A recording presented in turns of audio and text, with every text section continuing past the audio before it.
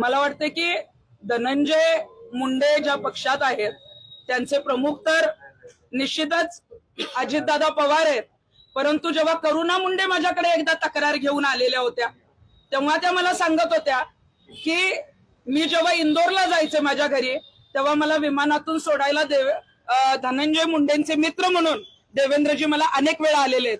मग आपण समजू शकतो की धनंजय मुंडेंचे मित्र जर देवेंद्रजी फडणवीस असतील तर तपास सरळ मार्गी कसा होईल? तुम्ही सगळ्यात महत्त्वाचा मुद्दा उपस्थित केला.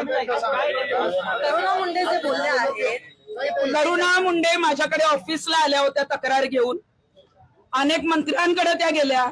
जे आता विरोध करतायत धनंजय मुंडेंना त्या आधी त्यांच्याच पक्षात होते, परंतु त्यावेळेला मी सांगितलं होतं की तुम्ही देवेंद्रजी फडणवीसांनाही भेटा.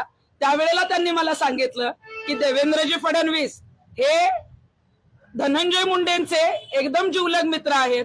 कधी जर मला इंदोरला माहेरला जायला लागायचं तर मला विमानामधून सोडायला देवेंद्रजी फडणवीस जे आहेत ते धनंजय मुंडेंऐवजी यायचे.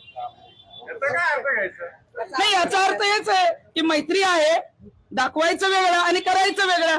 आतापर्यंत खरोखरच देवेंद्रजी फडणवीसांवर मोठा विश्वास आहे आमचा, परंतु राजीनामा जर घेतला असता तर पुढे गुन्ह्याचा तपास होईल. मोका दाखल झाला, पण मोकाही कधी दाखल झाला? जेव्हा कोणीतरी टॉवरवर चढतं तेव्हा, कोणीतरी रस्त्यावर उतरतं तेव्हा.